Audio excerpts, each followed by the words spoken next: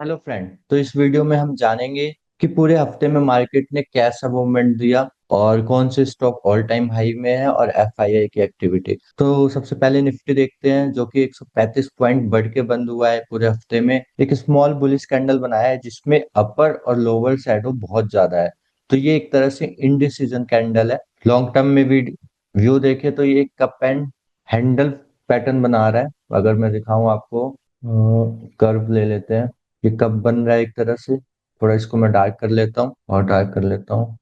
और ये इसका हैंडल वीकली चार्ट में, और इसका ब्रेकआउट करीबन 26,350 के ऊपर आएगा। सो इसके बाद मार्केट में एक और मूवमेंट देखने को मिलती है। अभी के लिए इसका रेंज आ रहा है 26,300 से 25,800। 500 पॉइंट की रेंज है इस हफ्ते की। कहीं से भी तोड़ता है तो उस ट्रेंड को ये फॉलो करेगा। अगर 26,300 को तोड़ता है तो ये बुलिश स्ट्रक्चर में चला जाएगा, और 25,800 को तोड़ता है तो ये 25,500 तक हम देख सकते हैं इसको। तो सिमिलरली ये वाला जो आप देख रहे हो, ये वाला बन रहा है इस पे, जिसमें एक पूरा एक कप का स्ट्रक्चर है, फिर एक हैंडल का, फिर उसके बाद एक ब्रेकआउट आएगा। फिर उन्होंने जो टारगेट दिया है वो पूरे कप अपर से लेके लोअर तक का टारगेट होता है।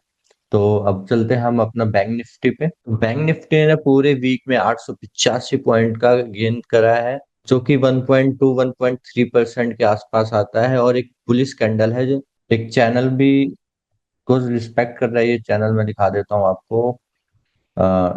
ये रहा वो चैनल। ठीक है, ये रहा वो चैनल जो कि अच्छा खासा है, जो 2021 से इसको फॉलो कर रहा है मार्केट। इसको तोड़ते ही मार्केट और ऊपर जा सकती है। और इसमें हायर हाई का स्ट्रक्चर भी है, higher low higher high higher low higher. ये लो फिर हाई, फिर एक लो, फिर एक हाई, फिर एक लो, फिर एक हाई। तो ये स्ट्रक्चर बुलिश स्ट्रक्चर में आता है। और इसका रेंज आ रहा है 60,000 से 58,500। इसका रेंज आ रहा है 60,000 से 58,500, जो कि 1,500 पॉइंट की रेंज है। और इसका स्ट्रक्चर इतना बड़ा था तो इसलिए इसका इतने बड़े रेंज आ रहा है।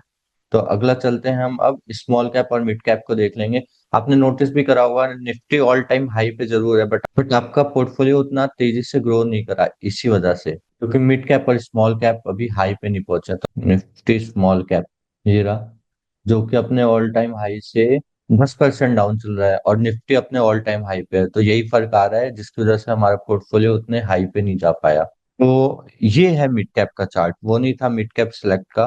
तो ये भी अगर आप देखेंगे तो ये भी 7% नीचे चल रहा है अपने ऑल टाइम हाई से। सो आगे देखते हैं हम अपना क्रूड ऑयल। तो क्रूड ऑयल, तो अगला चार्ट देख लेते हैं क्रूड ऑयल का, जो कि अच्छा खासा बड़ा है, जिसने एक बॉटम पर से एक पुल बैक दिखाया है और बंद हुआ है 2.44% अब। अगला चलता है गोल्ड का चार्ट पे। गोल्ड फ्यूचर, गोल्ड फ्यूचर एक पुल बैक दिखा रहा है, अपने ऑल टाइम हाई को तोड़ने के पास है। 1,32,000 का इसका ऑल टाइम हाई है। और इसमें तेजी की वजह बताई जा रही है फैट का अनसर्टेनिटी। सेकंड, मैरिज में बहुत ज्यादा डिमांड हो रही है ज्वेलरी की, तो इसलिए। तो कुछ ऐसे स्टॉक्स डिस्कस कर लेते हैं जो कि ऑल टाइम हाई पे है। यूएसडी आईएनआर अपने लो पे चल रहा है, मतलब रुपीज अपने लो पे चल रही है, और डॉलर मजबूत है, स्ट्रेंथ है डॉलर में।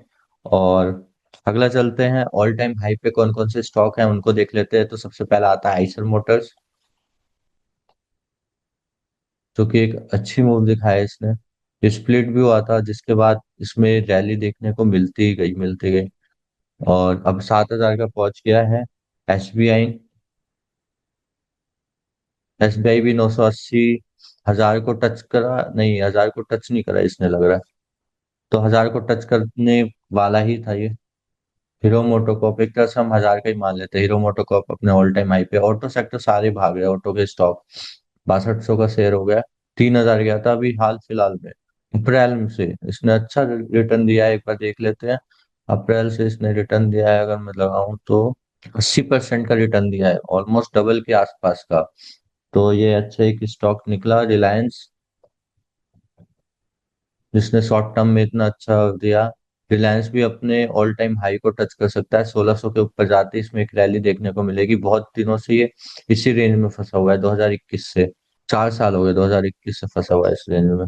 और अगर ध्यान से देखेंगे, जो निफ्टी में पैटर्न बन रहा था कप एंड हैंडल का, वही पैटर्न इसमें भी बन रहा है। इसमें भी सेम वही पैटर्न बन रहा है जो निफ्टी में बन रहा था, कप एंड हैंडल का। तो अगर ये इस रेंज को तोड़ता है, अगर मैं इसका निकालूं कब के डीप से हाई, लो से हाई तक का एक रेंज कितने परसेंट की है, 28% की। तो ये यहाँ तक जा सकता है, 28% मान लेते हैं। 2000 के आसपास का टारगेट हो सकता है अगर इसने इस रेंज को तोड़ दिया, 1600 की रेंज को रिलायंस ने। अगला चलता है टाइटन। ये भी एक रेंज से बाहर निकलने की कोशिश कर रहा है, ऑलमोस्ट निकल ही चुका है, उसने क्लोजिंग भी दे दी 3900 के ऊपर की। नेक्स्ट चलते हैं L N T, Larsen and Toubro. ठीक है, ये अपने हाई पे है, 4000 के ऊपर कामकाज कर रहा है। ये भी महिंद्रा एंड महिंद्रा देख लेते हैं, अगेन एक ऑटो सेक्टर। ठीक है, अब चलते हैं नेक्स्ट अपना। हम देखते हैं एफ आई आई ने क्या करा इस हफ्ते। तो एफ आई आई ने 24 तारीख से, मतलब 24 से मंडे स्टार्ट हो गया था, 28 को हमारा फ्राइडे था, तो 25 को न्यूट्रल रहा एफआईआई, और 26 को एक 4700 करोड़ की बाइंग करी है। उसके बाद अगर मैं टोटल देखूं तो इन्होंने 4776 करोड़ की बाइंग, सॉरी, 4776 करोड़ की सेलिंग करी एफआई ने। और डीआई ने वहीं पे 22,000 करोड़ के करीब डीआई ने बाइंग करी है। अगर मैं डीआई लगा दूं तो ये बाइंग ही बाइंग दिख रहा होगा आपको। तो इस वीक न्यूज़ देख लेते हैं, और थोड़ा हम वो भी देख लेते हैं कि कोई इवेंट है। तो सेंसिबल पे जाऊंगा मैं यहाँ पे, स्टॉक मार्केट कैलेंडर। तो सब फ्राइडे के दिन हमारा जीडीपी डाटा आया था, जो कि 7.3% एक्सपेक्टेड था, बट 80.20 आया था। तो ये बहुत अच्छी न्यूज़ है इंडिया के लिए, बट ये देखना पड़ेगा पैरामीटर क्या लिया इन्होंने। और आने वाले दिनों में इस हफ्ते दो तीन इवेंट है जो कि बहुत इंपॉर्टेंट है। आरबीआई हो गया, फेड हो गया। एक बार ऑप्शन डाटा देख लेते हैं, ऑप्शन डाटा क्या कह रहा है। निफ्टी की 2 दिसंबर की एक्सपायरी कह रही है हमें 26,300 का एक रेजिस्टेंस, 26,500 का एक रेजिस्टेंस, मेजर सपोर्ट 26,000 का है। आई होप आपको वीडियो अच्छी लगी हो, लाइक कर देना, सब्सक्राइब कर देना। और मेरे इस वीडियो पे रोज शाम को एक शॉर्ट वीडियो आती है फाइनेंस से रिलेटेड न्यूज और आईपीओ के बारे में। तो लाइक कर देना, सब्सक्राइब कर देना। Thank you.